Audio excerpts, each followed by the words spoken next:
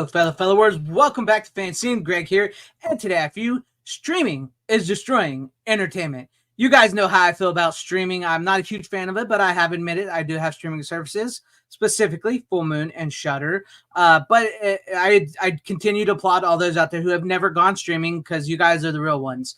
But I'm a huge physical media lover, so you guys know that I'm physical media all the way. I'm a big proponent of that. And I saw this article here from Dakota Johnson on Variety, Dakota Johnson, who's starring as Madam Web, which looks to be another disaster of a film.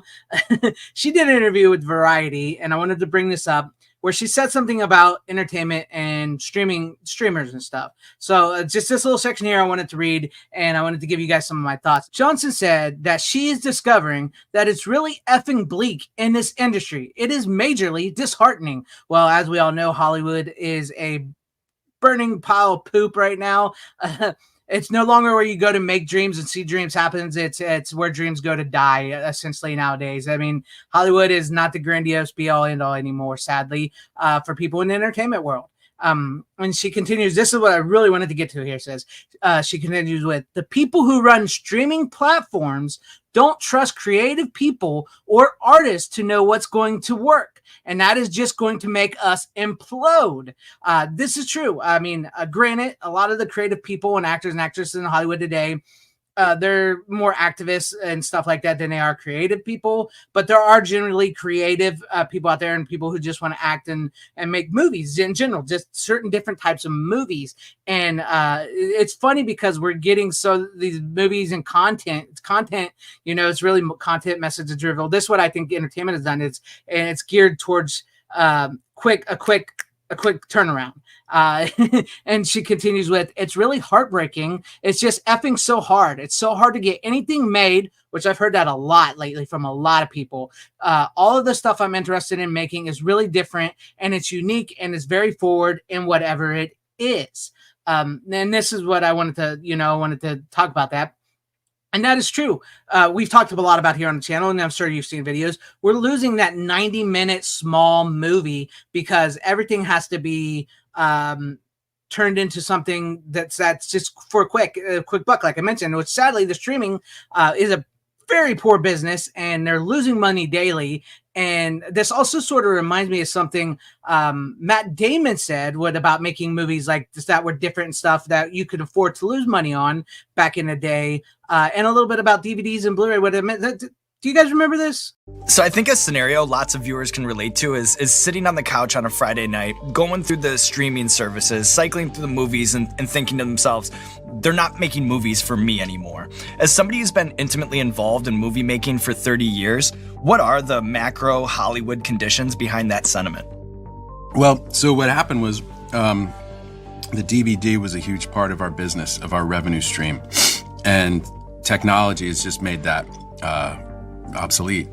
And so the movies that we used to make, you could afford to not make all of your money when it played in the theater because you knew you had the DVD coming behind the release, and 6 months later you'd get a whole nother chunk. It would be like reopening the movie almost.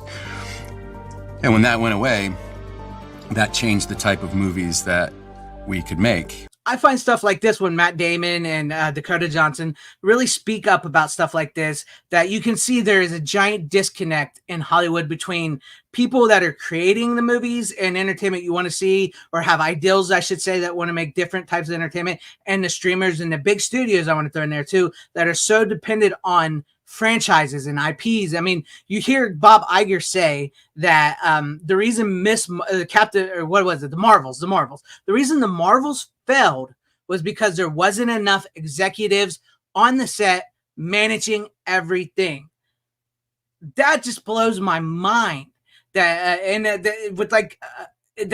they're so micromanaged. That's why you cannot get anything creative done, and why everything feels bland and safe and stuff. And it's funny because you hear that they won't take chances on these smaller movies anymore and slower budgets because they're afraid to lose money in. But you're making these $400, $500, $600 million movies and losing massive amounts of money on these movies. So what, are you just going to keep spending all that money and lose money on these hundreds of $1 million in movies instead of spending like maybe a $10 million movie and just giving it a chance? And that's funny too, because you think back, like what Matt Damon was saying about the release of the DVD, it goes back to the VHS, the DVD, and the Blu-ray market.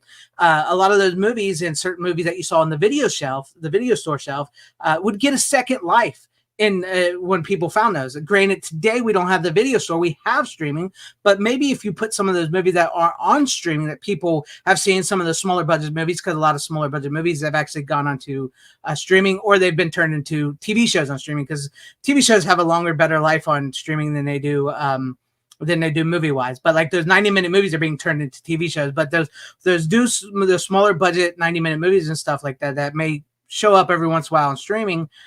Not a lot of people know about them because, you, like you said, you go through them, you can't really find, or maybe you did like it and you do watch it and you want to kind of own it. What would maybe help some of those movies, or movies in the theaters as well, is to bring back the physical release market. I mean, we've seen some of it happen here a little bit, but if you gave some of those movies a DVD or Blu-ray release, maybe you could make some money back on them. I mean, of course, the bigger budget movies like the Marvels and Madam Web are going to get a Blu-ray or a 4K release. Of course, those are, but those smaller budget movies are essentially being taken away and written off for tax purposes and license purposes and stuff, and you'll probably never really get a DVD or Blu-ray of them. And like in some cases, like even with that, I'm sure some people didn't even know this, is the Christmas Story sequel that was on HBO Max. It debuted on HBO Max. I actually liked that movie. I thought that was pretty good. I thought it was a decent sequel. It was actually just released on DVD, I believe, over the Christmas season. Hardly anybody knew about that.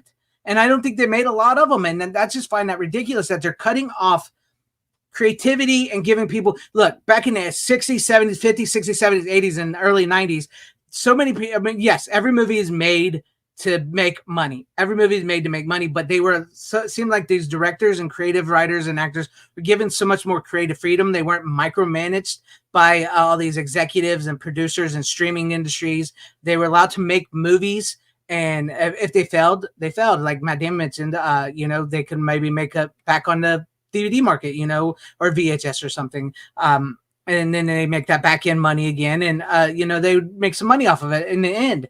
But they're so afraid to let things fail and take chances nowadays that we're getting this just pure, just like it's horrible. I mean, like even with Madam Web, I've actually heard things that Dakota Johnson doesn't really like Madam Web because she feels like maybe she was sort of tricked, which I've heard Sony is kind of tricking some of the people that they're hiring for these Spider-Man Sony spinoff movies. It's like they're leading them to believe that they're going to be part of the MCU, but they're really not, and they're disconnecting it all in general. And I've heard, that maybe Dakota Johnson kind of just phoned it in on this a little bit on purpose once she got on set and kind of was disheartened. So you hear that. I mean, you hear that. You mean like you're signing up to even like these bigger budget movies like this, you're signing up thinking that you're going to be doing something creative, something fun, being a superhero or something. And then you find out it's just this really safe bet, really bad CGI, crappy story, micromanaged by executives. And Madam Web will probably end up on streaming really quick out of the theaters.